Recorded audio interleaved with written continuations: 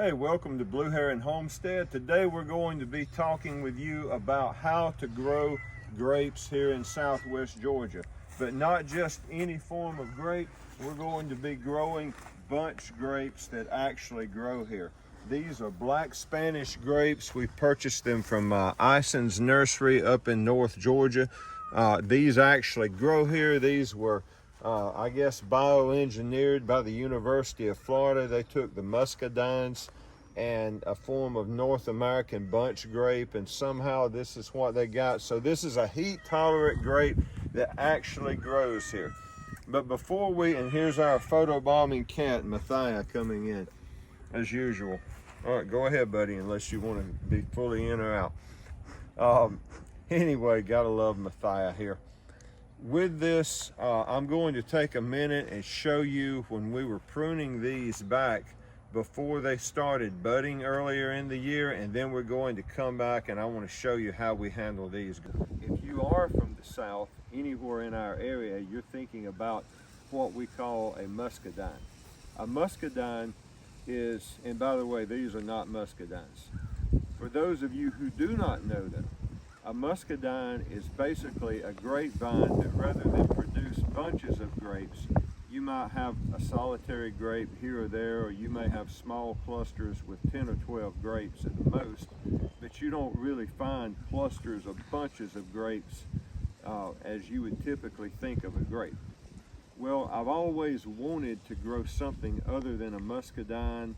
And so I went to all your big box stores, Home Depot, Lowe's, Walmart, and what do? They sell Concord grapes, and you can buy grapes in any of these stores.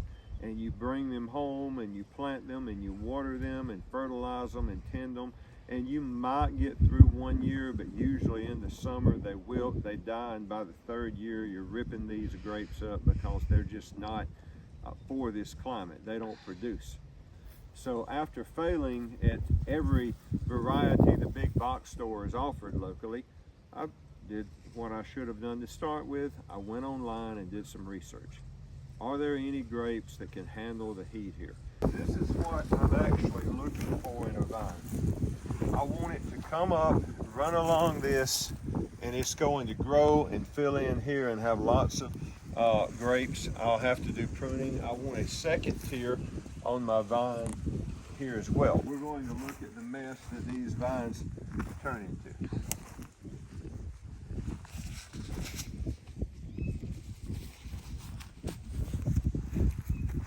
Okay, this is how our vine looked last year at the end of the year. You'll notice we have the vine coming according, so I'm going to start by pruning here along the edge.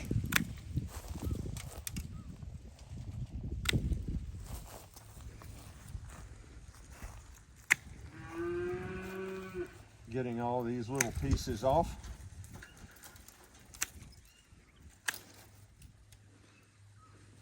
Come down here, and I think I'll go ahead and cut this off. It'll put out plenty of new growth for my experiment up top.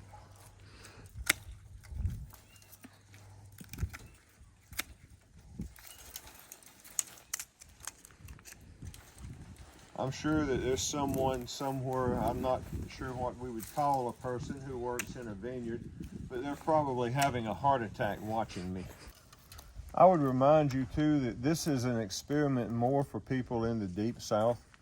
If you live in many of the other parts of the world, you grow grapes year round, you've seen this your entire life.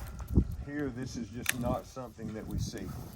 There are a few muscadine orchards in our area, but I have not seen these. The black Spanish, last year we probably had 20 gallons, maybe more, of grapes off of this. We ate them, we gave them away. I'm sure they would make a good jelly. We just weren't really prepared last summer to handle those, but they can be turned into jelly, jam, wine. It's a very tasty grape, and it has a lot of seed in it, but good nonetheless. All right, so welcome back. We have, you've seen what we did last fall with the pruning. Today I want to share with you a passage of scripture that Jesus said. This is in John chapter, or the Gospel of John chapter 15, verses 1 and 2. Now, I don't know anything about pruning grapes because no one around here grows bunch grapes. They don't live. This is the first variety I've seen. But Jesus, this would have been common knowledge to him back in his day and to everyone. So when he says, I am the true vine, this is the vine. This is the big part. That's where the life comes from. And my Father is the vine dresser. That's the guy who cuts the vines. Every branch in me that does not bear fruit, he takes away. And every branch that does bear fruit, he prunes, that it may bear more fruit.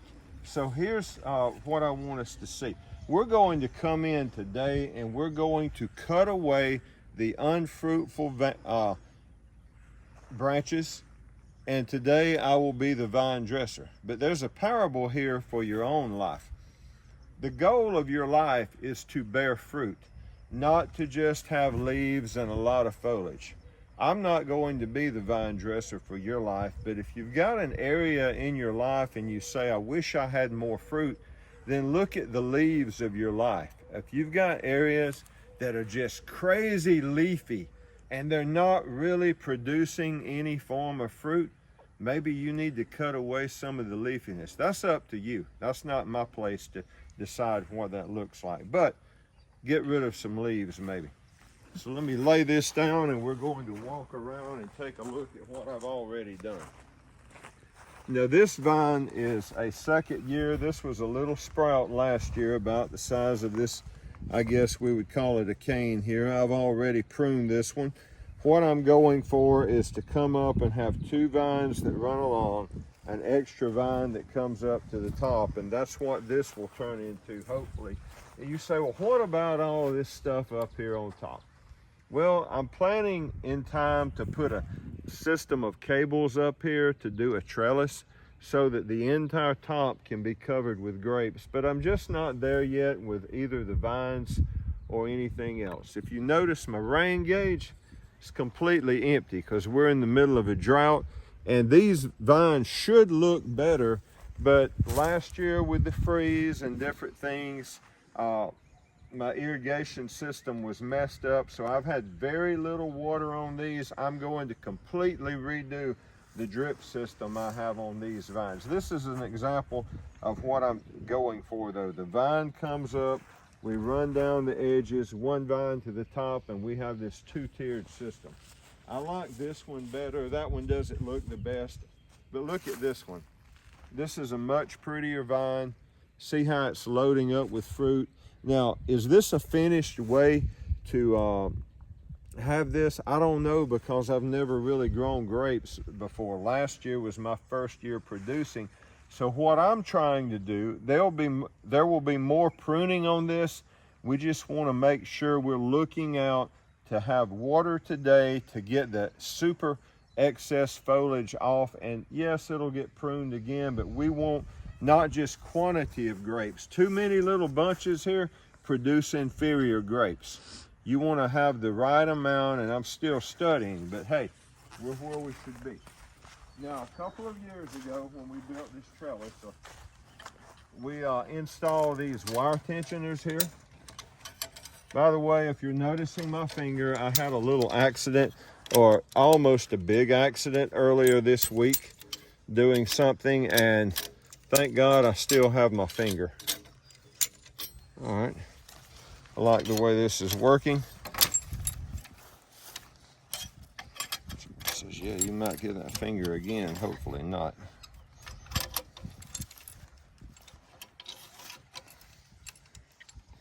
There we go.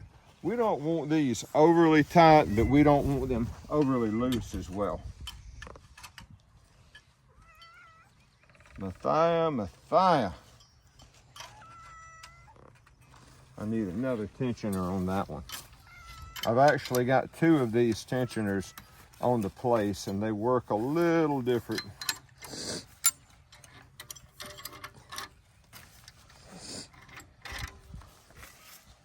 I'm kind of babying this finger, if you can't tell.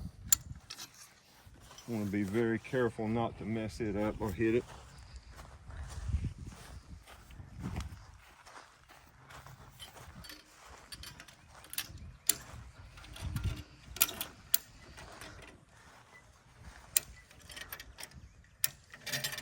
We reused a lot of old fence material here.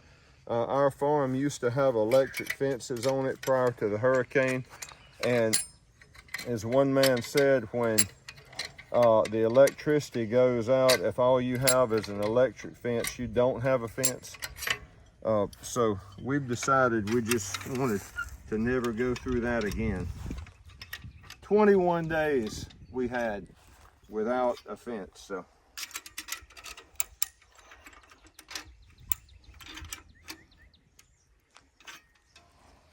all right, notice this vine. I had to cut one of my main vines. It had died here and here. Well, what happened last year, I don't like weed eating around the base of these, but I got a little too close with the weed eater and I hit the vine, and part of the vine died, but it's growing back, and we're going to train this new one. Right now, what's important is that we get water on these. This is another spot that I'm letting this vine grow up here so we can have a good solid vine for next year to put on the cables. Eventually, I hope to have a tunnel full of grapes here. Beauty, beauty, beauty, beautiful, beautiful. Here's another one, this little tiny one. This tiny vine is from last year. It was transplanted, and I need a little more fertilizer and a lot more water on it. The thing about it, you have to be consistent. It's kind of like, would you rather your kid have C's on his report card consistently, or would you rather your kid come in and say, yo, Dad, I've got 4 A's, a C, or 4 A's and 2 F's. Well, this is what happens when one of your nozzles clogs up and you don't realize it because you're too busy working and you don't get the proper water on your vine. So, once more, this has been pruned. So I want to show you, using this vine, what exactly we're trying to do.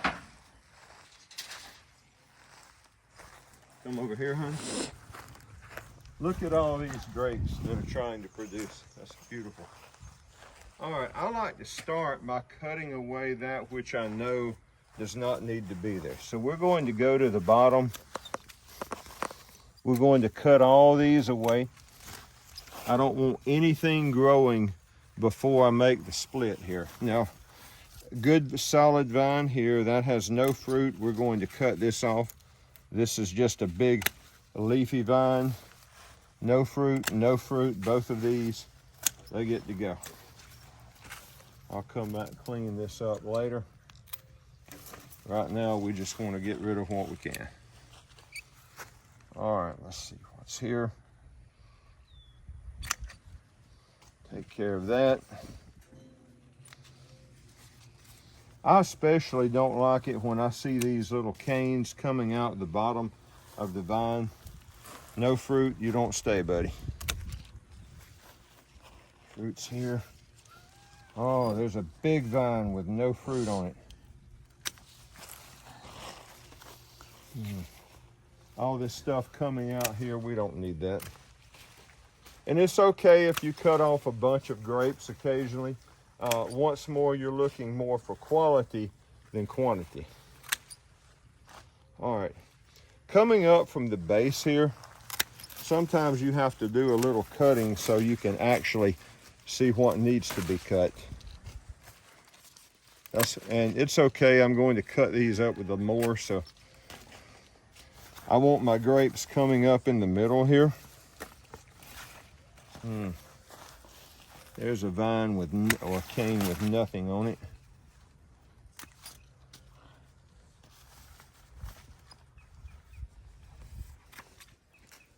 Once more, you can always come back and prune more.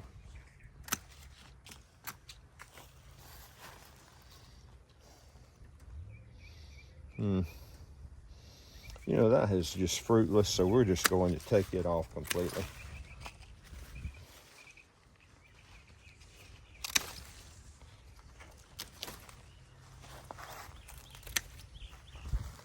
And I like to have a good distinguishing point between the two separate vines. Notice this one is coming and starting to rise up. This one is stopping. We're just going to take this off too.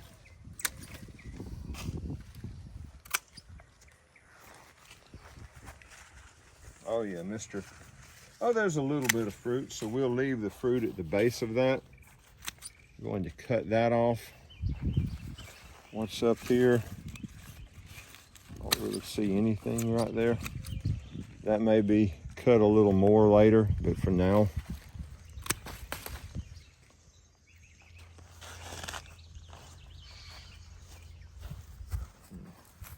Come on this side, honey.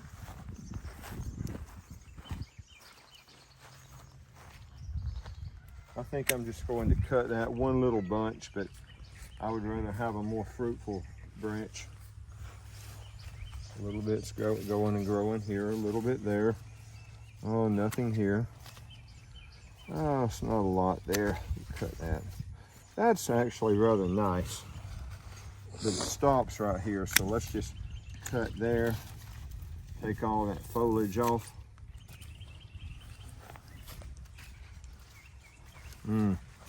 This is just extra weight here. It's pointless.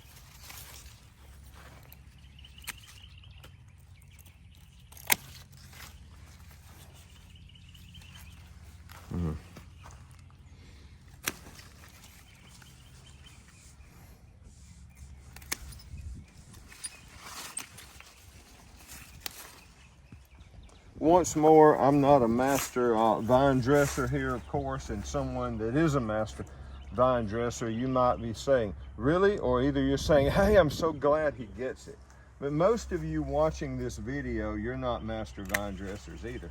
You're just trying to figure it out like I am. So here's what I would suggest.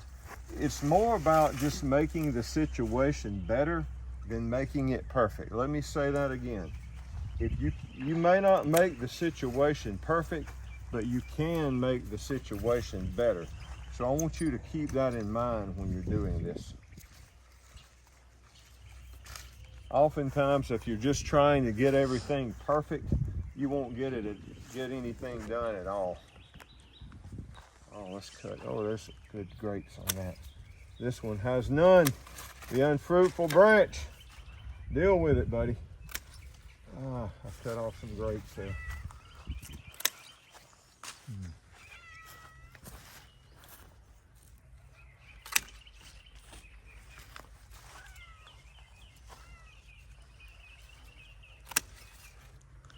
It's one thing to do this to grapes. It's a lot different when you're trying to say, hey, I'm going to tell a person how to prune their life.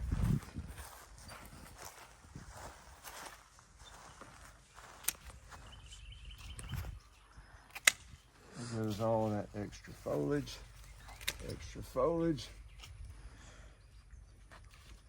Oh, a whole branch with no fruit gets to go here. Oh, had a little bit, but nonetheless.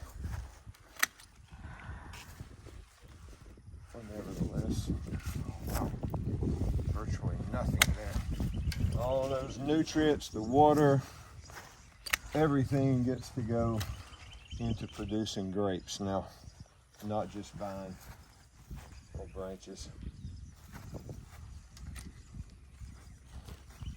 All right, I think that looks pretty good, but we're not done. No. Okay, this is not what you want to use typically. I'm using it today because it's important that I get it done quickly. This would be better with a zip tie or a grape clip. These are what you would typically use on tomatoes. I think you should, I'm sure you're familiar with these. You can get these off of Amazon. And so what we're going to do is put a few of these clips on, because if the wind's blowing, the last thing you want to do is look around and see your vines just completely ripped down. The vines will usually do a pretty good job attaching themselves, but it's okay to have a little help here along the way. I think a lot of the videos being made about this topic, let's just say that the people making the videos, like myself, are not experts. So what I basically I need to show you my logic behind this. And if you'll just back up, honey, where we can get this full vine in view. It's really simple what I'm trying to do. I want a good solid vine on a good stable trellis. I want to have a set of branches coming along this bottom wire that can put canes up and bear grapes. I want a second vine piece of it coming to the top. I'm trying to attach it in such a way I have bunches of grapes hanging here as well. On the very top of this, eventually we will have cables going down this so that we can just have the whole top covered.